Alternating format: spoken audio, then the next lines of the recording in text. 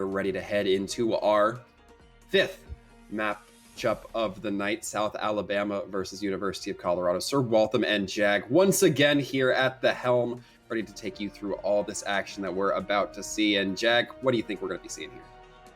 I mean, I'm trying to think of the nicest way to put it. Colorado is one of the best teams that we have here. And University of South Alabama, it's a new program, it's a new team. You know, they're trying to find their footing. They're trying to really find, I'd say, the building blocks for the future of an esports presence at their university, while Colorado's had their roster around for a year plus now. So what I'm trying to say is Colorado has a very, very, very good chance of winning this game, but you never know what you could see from South Alabama. They're 3 weeks into the season now, and they might have some new tricks up their sleeve. Yeah, maybe South Alabama just hitting their stride, starting to get into the tempo of things. And, you know, I'm a optimistic kind of guy here, Jag. If nothing else, you know, they're getting learning opportunities galore. I mean, that's one of the nicer ways of putting, you know, potentially, if this doesn't go their way, getting an absolute beat down. But who knows? I mean, I'm not putting anything out of the purview just yet. But South Alabama definitely has the opportunity to change some minds here from what we've seen previously. You bring up a great point, though. Like, you know, every loss is a learning opportunity. I was saying that about St. John's earlier before when they got 3-0 by UConn. Like, it's not always bad to lose. You know, I think the better way to look at it is there's winning and there's learning. And when you do have those learning moments, you could become a better team because of it. So you can't get too down about it. There's been quite a few opportunities for USA to learn throughout the first 2 games. I got to cast their first one. I think the biggest thing I said was that their compositions just didn't really add up to me. But now they've had time to go back to the drawing board. They've got this next game to work these things out, and we'll see what they bring to the table. It looks like might have a Ryan Zarya composition. This is something that I remember talking about before, is they just do not seem to be comfortable running Lucio, so a lot of time we'll see a Brigitte instead. Yeah, I mean, it kind of makes sense. You have to kind of be very coordinated as a team to get some supreme benefit out of that Lucio. Not too surprised if South Alabama is one of those fresher rosters that we're not seeing it. Either way, we are going to be seeing these gates drop, and the sim coming out for both sides, looking to perhaps both get the teleporters up quickly. A little bit more proficient from University of Colorado as they immediately get planted, getting those turrets up as well, and a lot of damage going through here. The DPS already starting to cut a Warpath. Cloud and Yahoo both getting 2 each. Cloud going to be adding an extra 2 onto their stack, though. So this is a fun fact I've mentioned a few times on broadcast before, but for those of you who have not turned into EGF or have not seen me cast Colorado, I actually was previously teammates of Cloud. This guy is absolutely cracked out of his mind, and he told me that he was going to be taking a ton of off angles tonight, so we'll see if he ends up doing that. He's a hit scan player, but his Doomfist, it came out to play, and now we're going to see more, and looks like South Alabama, they're trying to just find a footing and a way back onto this point. Yeah, it's going to be hard working, especially with Cloud starting to wrap around behind that Ana, almost getting the worst end of an uppercut, able to mitigate a little bit of damage, though. Sleepless gets a 1, but it's not going to quite be enough to cut down Colorado. No, this is an awkward position to be in. That is a nice stagger onto Junkrat, so South Alabama now is going to have to wait a little bit longer. And I think the biggest thing is they are going to be swapping now to Lucio. So this is what I wanted to see from them in the last few weeks. They are going to give it a go here. But how do you get on the point? You do have that speed, but those symmetric turrets are still going to be in your way. So you really got to find a way, either get the Junkrat spam, that primary fire to break those turrets, or you're going to have to set Sleepless on an angle where they can shoot them off. But nope, Sleepless is gone. Yeah, Sleepless going to be a non-factor in this fight. Funkmaster continuing to fight around this corner, and there is 1 kill, it seems, going in favor of Alabama, but not going to quite be enough, especially with Cloud continuing to throw down this damage, and Funkmaster just leading the charge. Everybody from Boulder getting a piece. Everyone getting a little bit of a piece of that pie, and now the ultimates, they have been stacked up. They have not used anything so far yet. Colorado, they have held their cards close to their chest, and they still have an entire ult bank minus the sound barrier to work with here. There's still a lot of win conditions for them. Looks like they might try to go for that Amatrix from the top rope, but no, they're actually going to reset and now going to use it right here. And the nice nano boost going to be coming in. Tinny trying to take the Earth Shatter into their own hands. Not able to connect with anything, though. Yahoo eventually going to be taken down. And Colorado looks like they were on shaky ground for just a moment, but will be able to stabilize. get this cleanup. The Lucio doesn't stand a chance, and Cloud barely tiptoeing on that edge.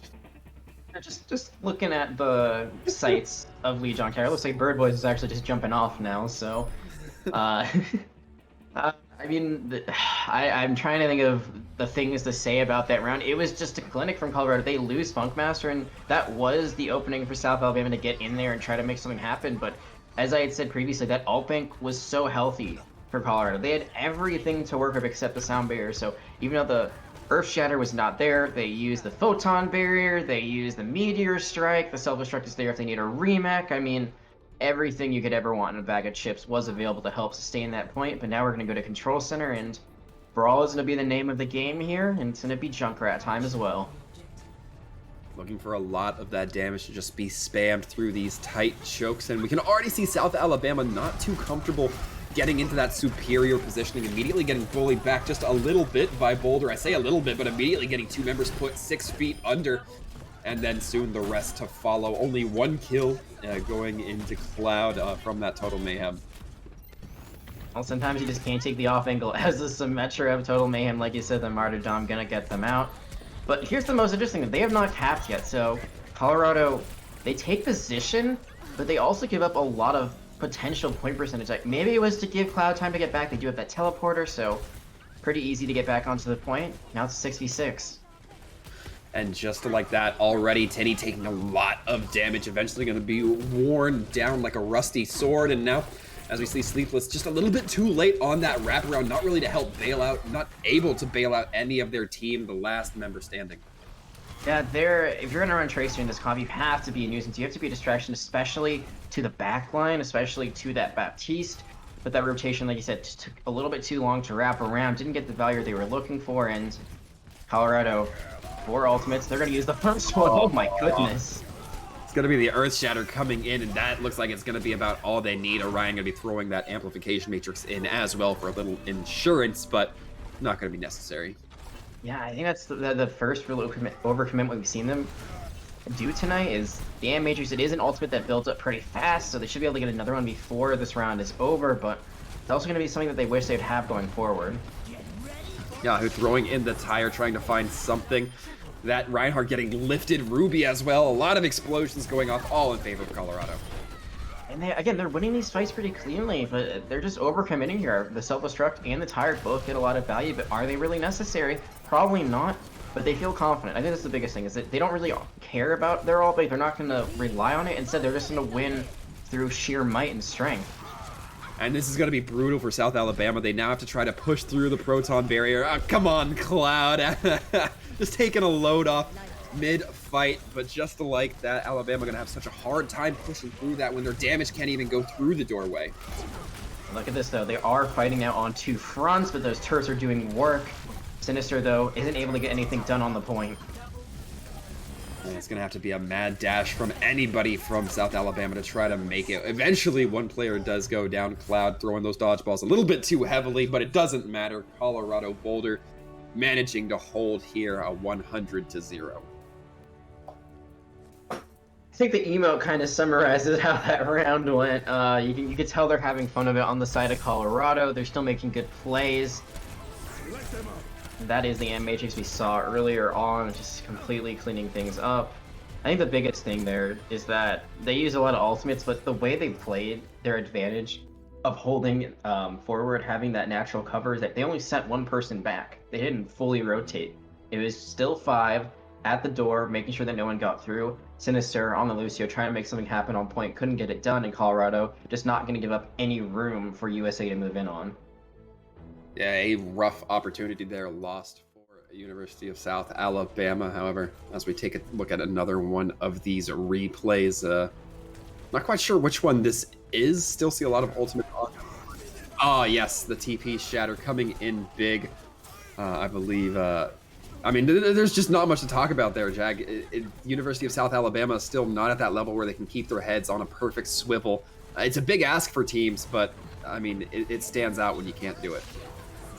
To be honest with you, Sir Rohan, I didn't even realize that was a TP Shatter the first time we watched it. It's only when our producer told us, / when we were watching it back, that I realized, like, they just went into the corner, so it's really hard to account for those plays. It was really well timed. Just I think that you can see that Colorado right now, they just have a very good game plan of what they want to do on any given engagement, whether it's a tire in the corner, the TP from behind into a shatter, only rotating one person back to point so the rest of them can hold their position. Everything went perfectly to plan. Then they lost like I would say like 3 or 4 people along the way at any given time. So only 3 or 4 eliminations really coming out there, and most of them were not impactful enough to really give South Alabama a chance to get back into that. But it's a new map, it's a new day. We'll see if South Alabama can make something happen as we go to Kings Row. Yeah, and not to belabor the point you just made here, Jack, but even the few eliminations they did get, particularly on that command center, most of them, if not all of them, were on Cloud, who on that sim, aside from having the ability to teleport yourself quickly, can also just set up the turrets, and they're still having utility being provided for them, even if they're not on the field anymore. So, you know, an opportunity for South Alabama, but perhaps not the biggest one they would have preferred to have removed from the field. Either way, have to agree with you. Things might change up here as we look towards Kings Row. I think the biggest elimination was when they were able to get the main tank on the side of Colorado out of the picture, getting that kill when they were back on Night Market. I think that was, really the one chance they had. But the problem was that there were just so many ultimates built up. He wasn't really able. They weren't able to capitalize even with that. And when it comes to Cloud, and I say this as his friend more than I do as just a caster. Like he's flashy. He likes to show off. He likes to have fun. So I feel like him challenging a Bastion as a Symmetra, like that's just him kind of just like saying like we got this round, so it's fine if I die here. The other one, from the Martyrdom, probably not what you want, but sometimes it'd be like that, right? Sometimes as a Switch character, it just happens to you. But they still won that map very cleanly, and now they got a chance here to full hold it and bring it home. One thing to note is that Ruby is currently on the Roadhog. Oh, Great yikes. off tank player. We'll see what she can do here. Yeah, if you're asking me, or if you're dropping the name Ruby, I usually expect that diva to come through. But on the Roadhog, I'm still excited. I still got a little bit of that excitement boiling up. We'll see what they can find. Elenia on this Widowmaker trying to just find any heads that they can, but Colorado playing way too disciplined to give them the opportunity. Now it's going to be South Alabama trying to go up towards this ramp. Big swings coming in from Funkmaster, gets taken dangerously low, but that immortality field there to bail them out, and Cloud does go down, but again, it doesn't look like it's going to be enough. Cloud perhaps a little bit too braggadocious once again. Braggadocious, I like it. However, the interesting thing is how this position has swapped. There's actually a play to be made here if they can get out of it, and it looks like that Mercy unfortunately just kind of stuck behind their other Guardian Angel. Bird Boy staggering them out. I was gonna say that would have been great actually, if they had been able to hold that high ground and just wait for the rest of the team to rotate, but instead looks like there might have been a missed jump there. There is some Widow action happening though. Maybe that can get the door open, especially if they're able to get a shot onto this map. Yeah, the immortality field can only save you so much, but now we're being matched sniper for sniper. Cloud gonna be looking to take that and lose it. Lydia getting a great start here, but with Sinister going down, it might be harder to turn things around. Oh my god, Lydia now looking to turn things in an absolute positive way here, dangerously low on the Lucio. Okay, this is what we needed to see. That's a sheesh moment. I'm not gonna do the whole noise, but you can just imagine what it's like. There is still a potential for the recontest, maybe, especially with Ruby still alive in the back line. But they're not touching the point, and Cloud again gonna be taken down in the 1v1. Ruby's still alive, but not on the point. It's gonna be a full cap, and Colorado, I mean, you can have fun with it, but this is getting a little dangerous. You give up the first point, and Overwatch is kind of like football. I say any given Sunday, in this case, any given Thursday, any team can show up and potentially shine. So you got to be really careful about making these funny plays that might lead to you losing a map.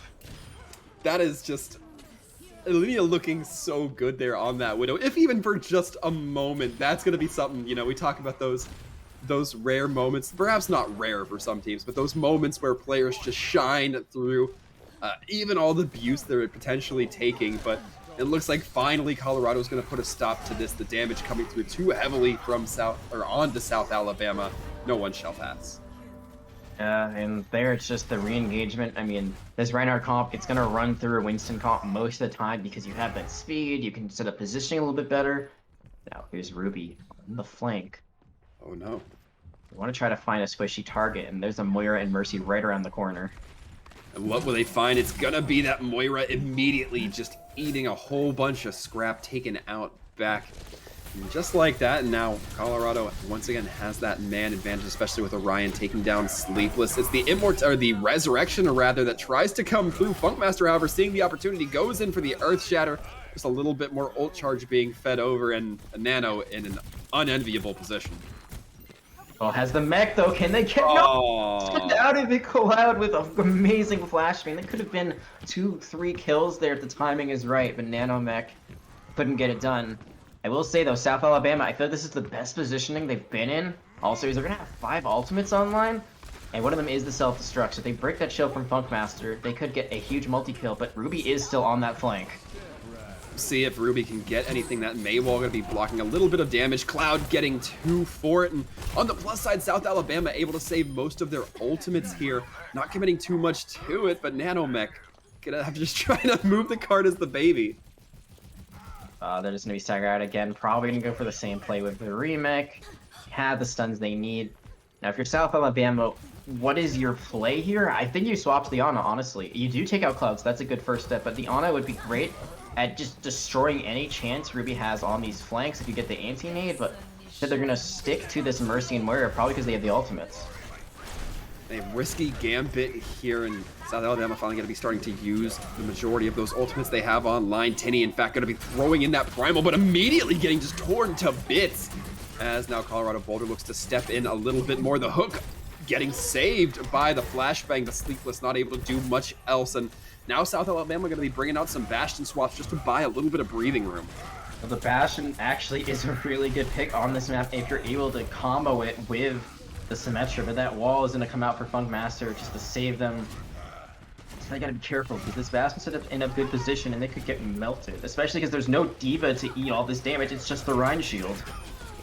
And of course that Roadhog if the hook is able to connect, but Ruby going to be pushed back a little bit too far for that. And you actually see in the backline somebody trying to contest that Bastion. I believe it's Cloud, and that's distracting a lot of the damage that could be coming through. Yahoo going to be taking down Tinny, and just like this, it does not look like things are going to go South Alabama's way despite the Bastion.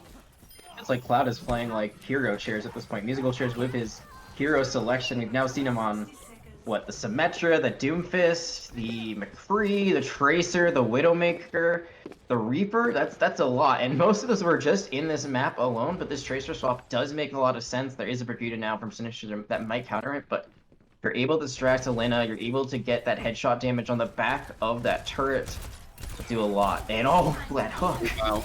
Oh, but it's going to be off the back end of that self-destruct. The High Noon trying to come in. Bird Boys eventually gets taken down. The Reinhardt as well, but Ruby able to equalize out with the hook onto the McCree. The Rez going down while the Winston Hog battle is taking place. That Winston going deep into the backline, trying to focus down that support Orion, trying to not get let off that easily. Alinea gonna try to be landing the shell onto Cloud, does so successfully. And now it's just Ruby has that breather, giving themselves a moment of reprieve. Alinea doesn't want to set up in that form, otherwise they'll just get hooked out of it and taken down in a quick fashion. Earthshatter coming in from Funkmaster, helping to change the tempo of this fight. South Alabama now left as sitting ducks for the remainder of Colorado. The hook onto the Bastion, quick to follow up with the kill. The Mercy res does go through, but it only brings back Sleepless for what you have to imagine is going to be a few seconds. Overtime going to be ticking down faster and faster. As soon as that soldier is off the point, Ruby trying to land a few shots, eventually does. Overtime ticks down, and about halfway through, I'd say a third of the way through second. That was a round. Yeah. That was indeed a round of Overwatch. I mean, how do you describe what just happened? It was just, it looks like Elena really found their footing on the Widowmaker. It gave them a great chance to push forward, and then it seems like they couldn't find the angles after that. Once they got to that second point, it seems like they were trying to play on the high ground, the low ground, could not find the same shooting range that they had previously on this first point. So they go for the Bastion strat, and it does give them a bit more point progress. I'd say they get about halfway through that second point, but that is all they can get. Now Colorado, they knows what their win condition is. We're going to have to see what they come out with this time around, and well, I could imagine they'll stick with the Roadhog because Ruby did a really good job on it. Mhm. But the on a bat support line is not something that I would expect them to keep, but I don't know at this point. Who knows? Maybe some surprises coming through all around. What we can speak for is the defense of South Alabama. Are going to be seeing that Genji come out, and that worries me a little bit here, especially when you have Ruby on that hog. It feels like it's going to be so tough. Well, it looks like they're going to try to go for the halt pull combination, which I haven't seen in like over a year because Genji's not nearly as strong as he used to be. So it could work. You know, combo the halt with the accretion as well as the Genji dash, might be able to melt someone right off the bat. But you bring up a great point. That Roadhog will punish anyone who tries to dive in, and Ruby don't miss. She does hit those hooks. She hits those indeed, hitting the vape real quick before immediately looking to Cloud to tear up the remainder of this team. I say the remainder, the majority of this team. Cloud going to be getting 2 before eventually getting healed back by Nano. And now, as we see that South Alabama just immediately getting pulled apart, Genji barely able to get away.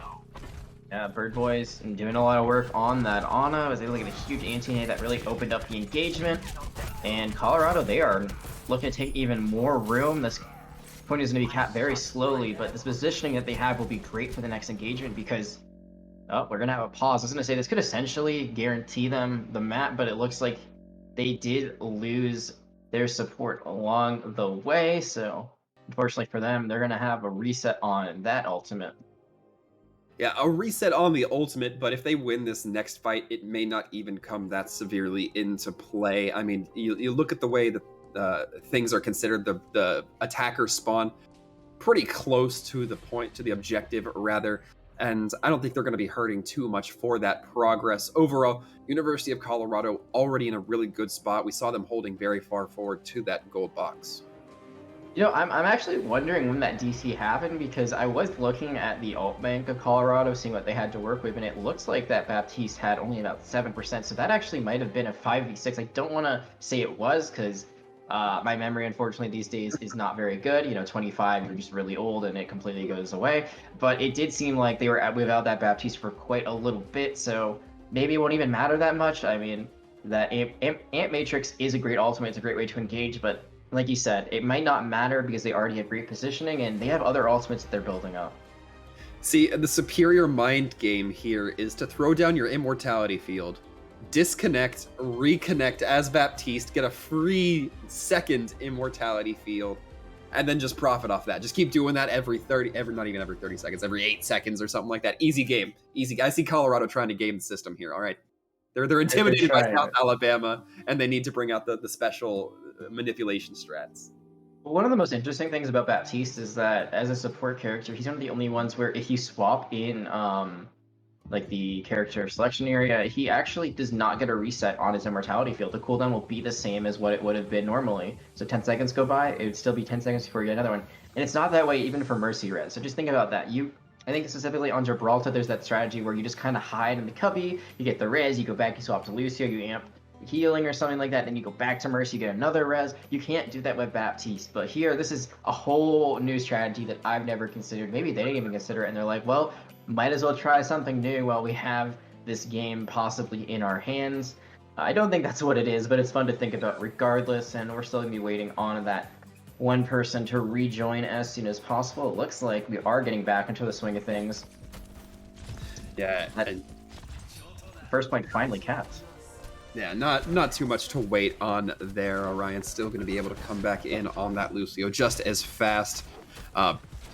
Barely able to avoid that hook there from Nano. And now as this next fight takes place, the University of South Alabama able to regain some distance here. They are now holding at that golden box, but that's going to be quickly scattered by the Dragons trying to come through. The immortality field saving a lot of people, but now nothing to cope with this Earth Shatter coming through. Cloud getting a double kill on the uppercut. You don't see that happen too often.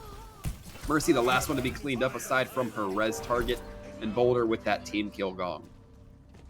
Right on the Zen Nest, a little bit more damage with that Discord Orb. Who just pushing up all the way, trying to make sure no one touches, and I don't think anyone's even going to get close. That is going to be the second map of the series going to Colorado. Now they are only one map away from clinching this out. Pretty dominant stuff, and I mean, the comps they're running are just bit out of the ordinary. Yeah, but for Colorado, you have to feel that, you know, if there's something that you might want to try to use later in the season or that you might want to, you know, have in your back pocket and keep rehearsed, a team like the USA is a good team to run it against where you're not necessarily so in fear of suffering directly because of it. I think the biggest thing is honestly the Roadhog. Like, I feel like this is a legitimate pick down the line for Ruby in certain situations, and she looked very, very clean on it. I think the biggest thing is there really wasn't an Ana Punisher. Like, I feel like if there was an Ana that came out from South Alabama, that really could have shifted things around, would have denied the flank that Ruby kept going on successfully. I mean, it was the same rotation every time. I'm just going to go through, and I'm going to go around, and then I'm going to peek out right, and then I'm going to get someone. And every time it worked to a charm. So there, if you have an Ana, maybe you shut it down, maybe you're able to punish it a little bit more, but even if they do, she looked really good. The mechanics on that were amazing, and like you said, like we know her as a diva player, but there's a lot of other off tanks to play in this game, and that's just another one that it looks like she's mastered. Yeah, so far, no complaints from anybody on this desk as far as that off-tank play is concerned. I think maybe University of South Alabama hopefully realized they need to start opening their eyes to, you know, getting caught off guard, things like that. I mean, that just seemed like one of the biggest aspects of that. I don't think you necessarily need an Ana to deal with the Roadhog. There just has to be something, right? Whether you catch it with a Diva, whether you have a Zarya, to at least project the bubble onto that Roadhog. Even if it's committing resources, we're seeing some sort of response, some adaptation. That's something that I really love seeing from these teams. Yeah, I agree. It doesn't have to be an Ana. It can be something else. Maybe a Reaper who's a good tank buster. Maybe a Torbjorn to catch them out. The turret will let you know when someone's trying to go there. I mean, Roadhog is a carry hero, in my opinion. I feel like he actually has a really big impact in certain situations. I'm having flashbacks to Tespa when there was like a 4400 DPS player playing Roadhog for the enemy team and just absolutely obliterated us because they kept hitting every hook in sight. And we're going to see more of that Roadhog come out. Ruby is do it again. This comp is very similar to what we saw before. The Ana Zen once more coming out onto our screens. So the experimentation continues for Colorado as they start off on this defense. This, to me, really says we're going to be testing the shield discipline of South Alabama. Anybody is not immediately behind Tinny's shield, I am just going to expect them to get hooked and obliterated throughout these next coming rounds. We'll see exactly how South Alabama responds as they take to the skies with that Pharah Linea. Not able to find too much damage early off, not able to build up that ult charge early on, and so far, no hooks going in favor. Tinny maybe hanging around a bit too long, letting their shield get worn down a little bit more than they needed to. Hook going to be going in, doesn't catch too much, and just like that, it's going to be the teleporter trying to come in. South Alabama trying to get onto point directly, not looking for all that choke fight nonsense, but Colorado Boulder doesn't care. They're going to fight you wherever you like, and it looks like they're still going to come out victorious, trying to get that Lucio eventually. Sinister Falls. I really like the teleport strategy. Just completely go through the choke. Don't even worry about that fight. Like, don't worry about high ground. The problem is that they don't rotate the point quick enough. They're also a little bit too concerned about high ground, and they don't notice where Bird Voice is playing. A huge anti-nade comes in, and from that, it's over. Once you get a 4-person anti-nade and you have a Winston, you're going to just kind of damage everyone at once. It's going to be very hard to get anything done. And Funkmaster on this high ground. Really like the drop on we're seeing come in from that main tank player. I mean, so many of these players for Colorado are looking excellent here, and Nano just trying to stay alive, but you just can't in that situation. Really, right now, you need that far to get worked. And I actually really like the Symmetra comp. I wish they'd stayed on it instead of swapping to the McCree. I think that could have worked really well, as long as you can get your Pharah into a position where she can just rain down hell from above. In this case, haven't been able to find that same success with Cloud, going a little bit too close to the enemy team there. Almost gets punished for it. I think Cloud got hung up on one of the banisters, something, couldn't get that concussion mine leap quite how they wanted, and Funkmaster now just going to be leaning in, taking down the Mercy, 3 members down for the side of South Alabama, and not much you can do beyond that point. Funkmaster taking a lot of damage, however, going to be able to just drop that shield, keep themselves safe, and then get healed up. That's interesting because I feel like Cloud was actually up there and could have helped Funkmaster, but I mean, I can only guess Funkmaster's like, disrespect the 1v1, I got this, but still the rotation was there. They knew where that McCree was. They staggered them out a little bit. It kills more time off the clock, and now South Alabama only has about 2 minutes, and they got to deal with this Riptire. They're going to be trying to deal with the Riptire, but it's all going to be for Neptunica. Not able to get too much out of the way there. A lot of ultimates still available for Colorado. so much to work with. I mean, this feels like Control all over again. They just build up their ult bank and they use them one by one. Riptire wasn't needed there, no, but it stalls them out. It lets them use other ultimates later on, and clock continues to tick down. It's like a foregone formality to just use that tire to secure that fight. Perhaps not necessary, but gonna be opting in for a couple different looks at least. But now as Funkmaster continues to dive in, we've been seeing a lot of kills come in from Orion this game. And I'm pretty sure that was a Nano Zenyatta. So Orion having that damage boost as well as damage reduction on themselves, able to build up the Transcendence, just run in. I mean, you remember that picture of Jonak where it's like he's got like 450 health? That's basically what you have with a Nano like that. Just beefy Zenyatta, still does a lot of damage and much harder to bring down. And the anti-nade hits Nanomech, but it doesn't look like Funkmaster able to get as much damage as they really wanted. Uses that Primal Rage, Yahoo just picking Alinea out of the sky as soon as that Rocket Barrage comes through. Cloud, not even using the WASD keys, just watching. They're really respecting the 1v1 on that one, but Yahoo going to be respecting the 3v1 and coming out victorious in it with that Soldier Tack Visor. Now on the exit, Nanomech looks like they're doomed to fall.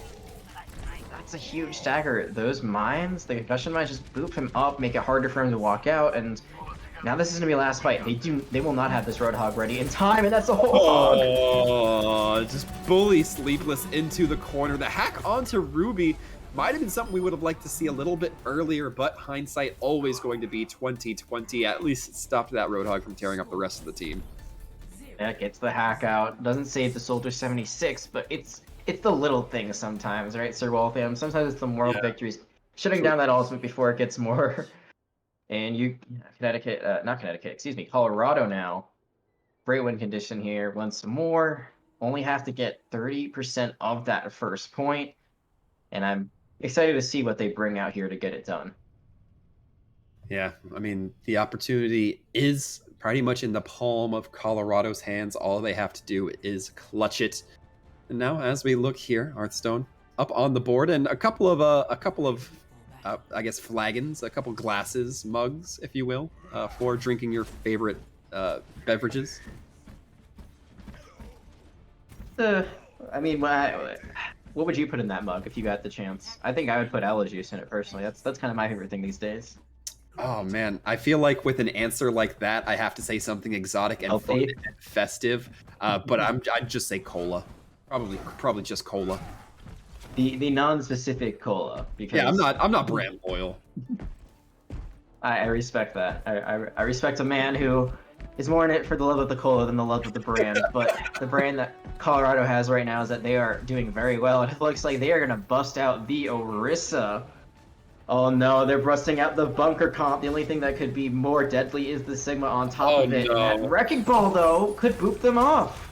That Wrecking Ball actually had some huge potential there coming in with the opportunity. Alinea just trying to deal this damage, and this is something we were talking about before. That Tracer needs to hit at the same time as the rest of their team, and it looked like had it not been a bunker comp, that might have been a pretty sound strategy.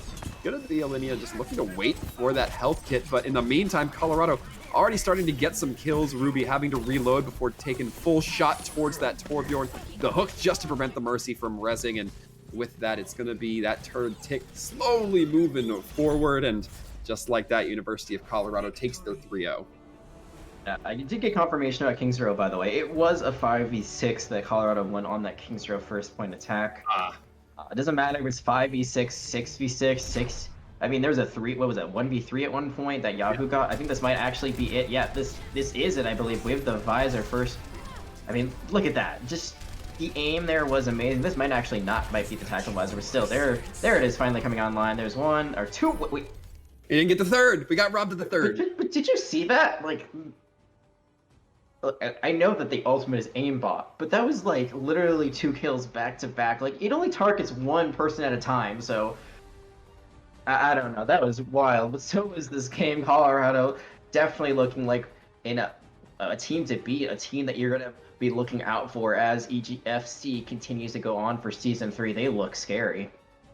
Yeah, Colorado definitely one of those teams that I like to say keep your eyes on because I'm sure they will be doing great things as we can proceed throughout the rest of the season. And kind of on the flip side of that, I also will be keeping eyes out on South Alabama, seeing if they're making some of these improvements that are kind of being brought out from underneath the dirt to see if they can, take some of the stuff they found buried and turn it into treasure.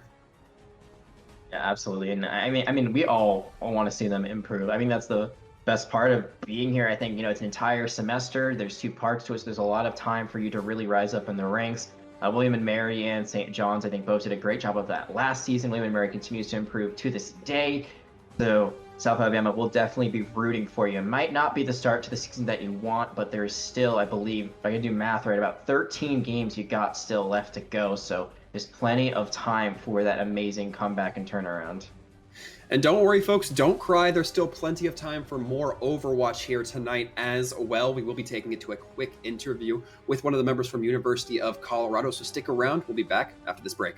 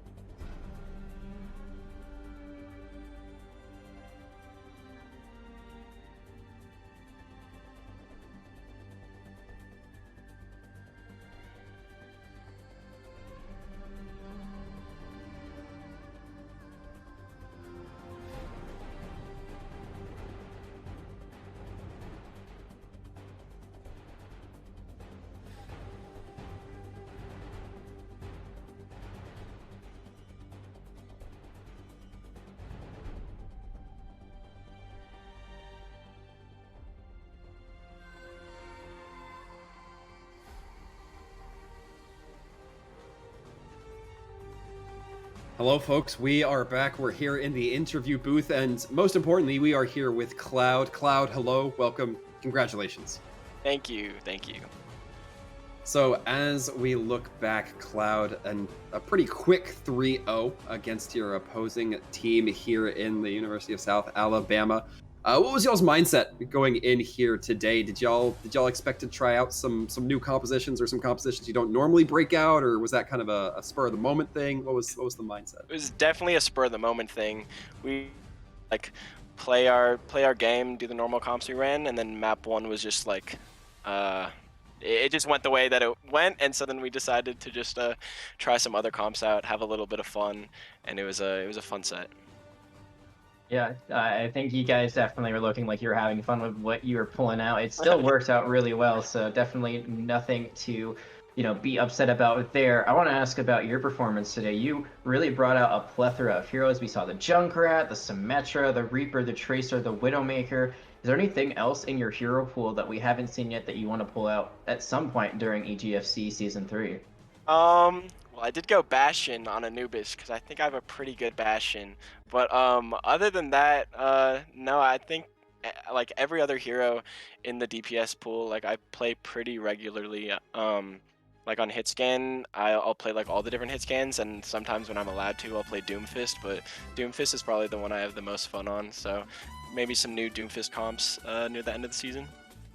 Yeah, it seems like you were having a very good time on Doomfist today. We saw it very proficiently, especially on that first round of Lijiang. went Yeah. in and did a lot of work. But I want to take your attention to your teammate Ruby. You know, we were a bit surprised here on the desk that she busted out the Roadhog. So is that something that she has been practicing and preparing for, or was it another spur of the moment decision, or was like, well, let's just roll with it? Well, I think it's a spur of the moment decision. She was just born to be a Roadhog god. I don't know if she's practiced at all, but we all just know she's a cracked Roadhog. But normally on defense on Kings Row we play Diva, and we all know Ruby's Diva is just godlike as well. So she wanted to try something new and just go Roadhog, and it worked out really well. So yeah.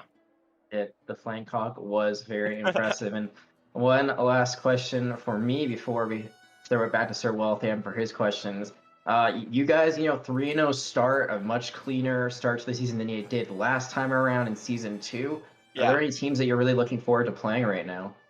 I don't know. Like Arlington, probably St. John's is up there. Um, Also like Marist, I think, and RIT. Just like those schools that are like near the top.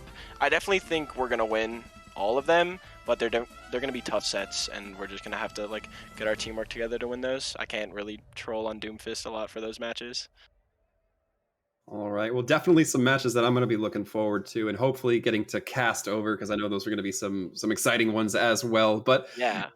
Cloud, once again, thank you for hanging out with us, coming in here, answering a few of our questions. But before we let you go, do you want to give you the opportunity for any shout outs you feel anybody deserves? Shout out to the team.